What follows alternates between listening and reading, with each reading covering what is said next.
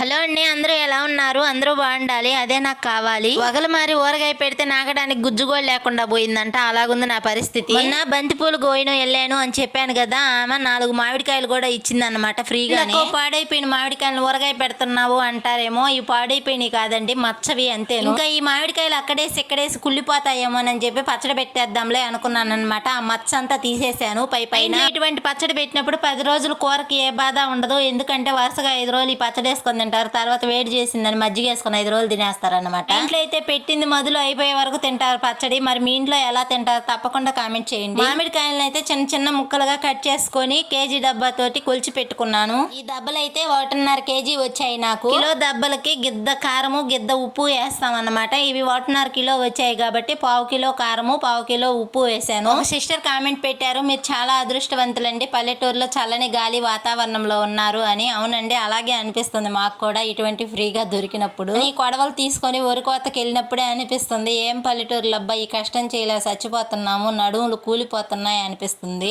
సర్లేండి, ఎన్ని అనుకున్నా గానీ ఎవరు పడాల్సిన బాధ వాళ్ళు పడాల్సిందే కదా. ఒకరి బాధ ఒకరికి రాదు, ఒకరి సంపాదన ఒకరికి రాదు. ఎవరి సంపాదన వాళ్ళదే, ఎవరి బాధలు వాళ్ళవే. ఎలా రాసి పెట్టుంటే అలా జరుగుతుంది అన్నమాట. ఇంకా వీడియో విషయానికి వస్తే ఉప్పు కారం వేసి పెట్టి కలిపి కాసేపు పక్కన పెట్టుకుంటే అది ముద్దగా అయిపోతుంది. 50 గ్రాములు మెంతులు 100 గ్రాములు ఆవాలు వేసి దోరగా వేయించుకొని సిమ్లో పెట్టి వేయించుకొని దాన్ని మెత్తగా పొడి చేసుకోవాలి. నాకు 4-5 కాయలు తరచూ దొరికినా గానీ ఇలా పచ్చడి పెట్టేస్తూ ఉంటాను ఇంట్లో. మామిడికాయ పచ్చడి అంటే ఇష్టం లేని వాళ్ళు ఎవరైనా ఉంటారా? అసలు మామిడికాయ పచ్చడి ఉంటే ఏం కూర అని కూడా అడగరు మా ఇంట్లో అయితే. మీరు కూడా మామిడికాయలు కనుక ఉంటే అస్సలు పోనివ్వకండి, పోనివ్వకుండా ఇలా పచ్చడి చేసి పెట్టుకోండి. వేడి అన్నంలో చాలా ఇష్టంగా తింటారు. మెత్తగా పొడి చేసుకున్న ఆవాలు మెంతుల పొడిని కూడా వేసేసుకోవాలి. తెల్లగడ్డలను పాయలుగా ఒలుచుకొని తెల్లబాయలను కూడా వేసేసుకొని కలిపేసుకోవాలి. నూనె కూడా కాచి చల్లారి పెట్టుకోవాలన్నమాట. ఒక 1/2 కిలో నూనె తీసుకొని అందులో తిరగమాత గింజలు కూడా వేసుకొని మిరపకాయలు 2 తుంచేసుకొని కరేపాకు 2 వేసుకొని 2 తెల్లబాయలను నొక్కి వేసేసుకొని ఈ విధంగా ఏలు పెట్టి చూసుకోవాలి, కాలకుండా ఉండి